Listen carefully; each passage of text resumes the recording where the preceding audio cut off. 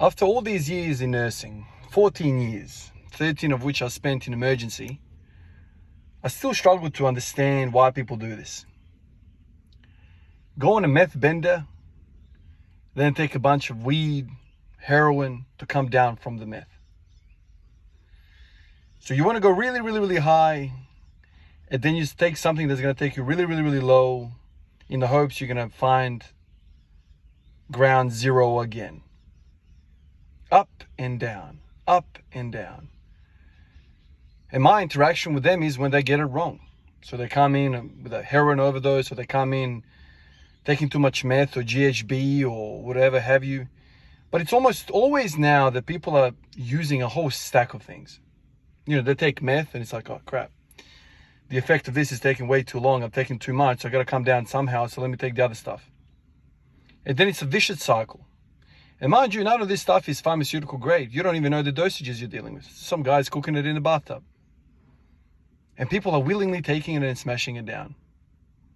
Something recently that I learned, which blew my mind. We have a doctor at work that's from the States, and he said to me something really interesting, which I never knew. So GHB, the drug, called fantasy or whatever you want to call it, there's many street names for it.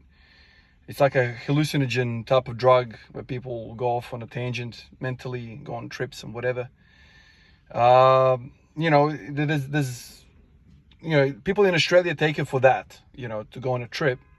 But apparently in the States, most people that come in to emergency departments around America are mostly guys that are into bodybuilding. I thought that was really, really interesting. The doc at work said to me that basically the reason is because when you take GHB, at very, very small doses, you don't get the hallucinogenic effect. But what you do get is an increase in human growth hormone. So these dudes are taking GHB not for the tripping aspect of it, but because they want to get bigger in the gym. I thought, wow, okay. So instead of spending thousands upon thousands of dollars on GHG or HGH, human growth hormone, instead of spending thousands of dollars for 1,000 IUs or whatever it is, you take some GHB, which is really, really cheap, and then you get the effect. The risk is you might die.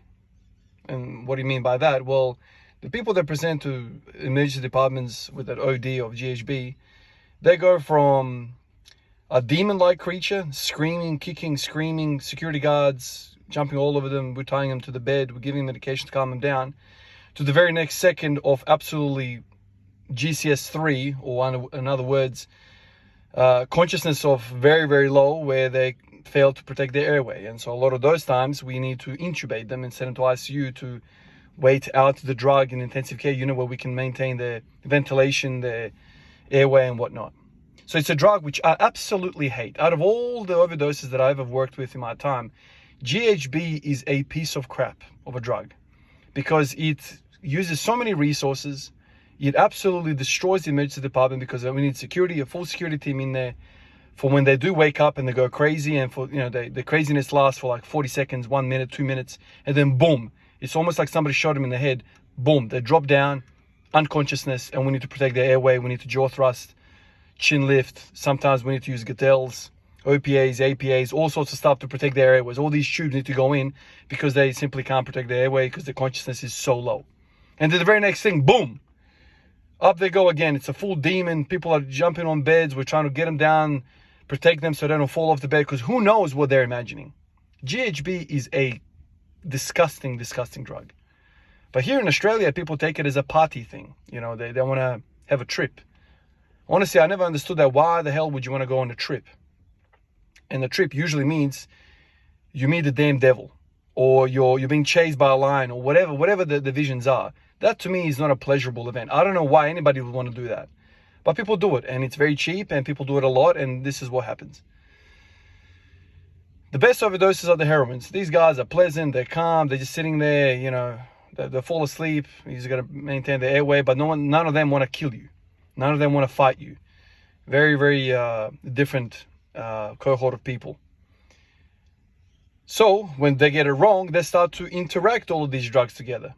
They take the GHB, of taking too much, they get freaked out or whatever the case might be, and then they take some weed. Usually it's the meth. Meth is also a disgusting drug. I've said this before, but they've worked out the endorphin release with meth is something like 10 or 12 fold.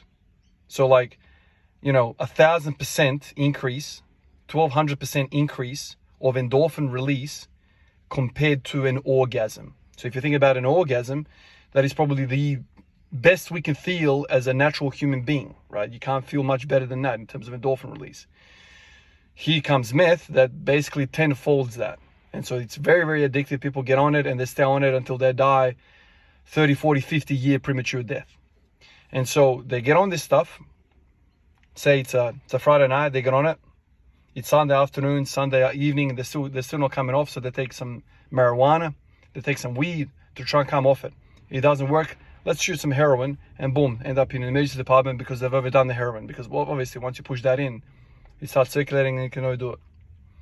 But after all these years, man, I'm exposed to this type of environment in the emergency department. Then I flick on YouTube to watch my hobby, fitness, and every other video is talking about drugs. Take take human growth hormone, take DECA, take Tren, take this, take that. It is absolutely unbelievable to me how drugs are the center of our generation now. Before we even start talking about sets and reps and exercise selection, we first got to talk about your dosage, man, of Tren. It is embarrassing to me to be part of a community that stresses over drugs so much. But it's prevalent. It is the most important aspect of training and human performance, it seems. Natural athletes don't exist anymore for the most part at the top level. Everyone's juicing on something. And so the really natural guys are being hated upon because they're the plateau guys, the losers. You're such a loser, Ivan. You've been plateaued for years, man. Look at this guy. He's had so much success. And this guy, in my opinion, is taking drugs. So I'm the loser for not taking the drugs. I'm the loser for plateauing. And so there's like this dichotomy between these two groups of if you don't take the drugs, you're a loser. If you take the drugs, you're a good guy. You're top of the list. Millions of views. Everything's gone great for you. And then I go to emergency and we're basically intubating these same guys and sending them to ICU because they've overdone it. And my colleagues from America, they're like, yeah, dude, GHB is a big problem amongst the bodybuilding community and the gym community over there because it's a cheap way to increase your intrinsic human growth hormone by simply taking a drug which takes $30 off the street for it's like a juice, it's like a drink you drink. Mind blown. I would have never thought that this would become mainstream, but here we are. In my work, drugs are a problem. In my hobby, drugs are a problem. Drugs everywhere. I really think to myself, so the generation right now that's living up to 90, 100 years old, we're many times I've seen people over 100 years old. It seems to be, it's not even a rare thing anymore. I reckon this generation that we are part of, man, we're lucky to get to 70, to 60. In fact, the bodybuilding community, the fitness community, we have people dying at 30, at 40. And the guys that have gone through World War II are living to 100. And now there's no war in the majority part of the world. There's no world wars happening, and we're dying at 30 or 40. Mind blowing. Our generation, man, that graph is going to dip. And it's all because it is cool to take drugs. Take care of yourselves out there and try and resist the mainstream agenda. Try and just do it for the right reasons. Because it's the better way, in my opinion. I appreciate you guys. I'll catch you in the next one. Peace out.